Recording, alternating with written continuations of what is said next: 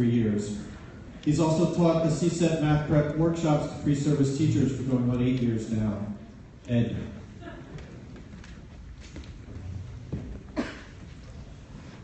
So my name is Ed. It was not my idea to go last, so please temper expectations. As long as we're understood, we're on the same page. I'm going to be talking about my quest for fire. I've had a non-practical mathematic adventure. When I was first asked to do this, I wasn't sure if I had anything Ignite-worthy to talk about. So I was grading some math tests in my office, in my room, in my house, and waiting for a sign to tell me what I should share. I didn't really understand what was going on. So I got a sign, something ignited in my attic, and there was a fire. So I escaped, ran across the street, took this picture, put it on Instagram. Then thank God I had renter's insurance, and then started thinking about my theme for tonight. The fire that we have, the quest for fire of mathematics, and then we have us in this room. We come together, this is where we get our fire. We go to CMC, we go to NCTM, we go on what Michael Fenton calls the Twitters. I've heard the Twitters, and we get inspired. But I'm not talking about that. I'm talking about how do we take this fire and go back to our communities, to our schools, to those who don't have the privilege to come here and see this in person, right? Or where it's a little harder to light those fires because they don't see it because the match is a little down. Because I didn't have a roof anymore, I decided to take the roof off of the math class and take a peek inside and see if there was any easy fixes that I could offer up to help the math class in the environment. We know that someone by the name of Dan Myers said that math class needs a pedagogy makeover. And it does, but I think changing a teacher's pedagogy is hard, especially if they've learned it in the old system and received praise in the old system and haven't been to CMC. So let's just talk about the physical space. Does your environment and your space affect your mood and your behavior?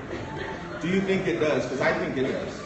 And I spent the last 4 years trying to change what the math class looks like, writing some grants, whiteboard walling by painting, or through partnerships with businesses to whiteboard the classroom, creating a really organic collaborative space for students to share and express and construct viable arguments. I had a student walk into the class that was not my student and asked me, what are you teaching here? What gets taught in here? And I said, what do you think gets taught in here? He said, art or music. And I said, that's awesome because math is just as beautiful and it deserves just as beautiful space. So I have another goal for this quest for fire. I want to host a free professional development day. Rent out this giant theater. I got this idea from Quentin Tarantino. A giant theater. Raise your SBAC scores, because that's what's really important, right? Free for administrators, free for those teachers, smart goals, all kinds of awesome stuff. And then I'm going to lock the door on them, and then we're actually going to learn about Joe Bowler.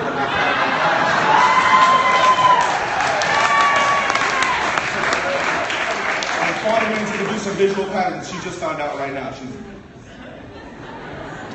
So I find it really disheartening that there's still educators that don't know who Joe Bowler is. Can we just make this a part of BITSA? You get TV skin tested, but you get tested for fixed mindset.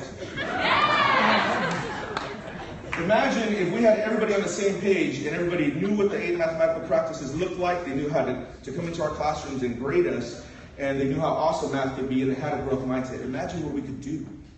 Imagine how much you would look forward to the interactions, to every meeting that you have with your peers. Stranger things have happened.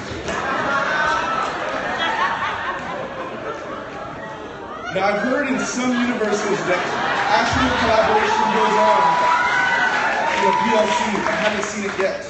And I haven't seen it talk about instruction, but I'm hoping because I still have hope.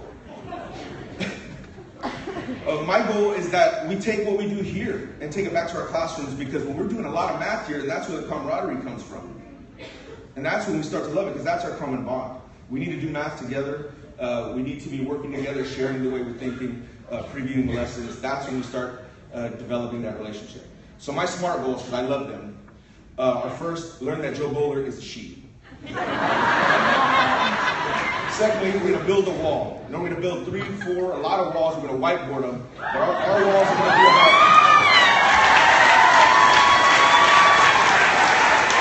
Our walls are going to be about communication and collaboration, not discrimination and segregation.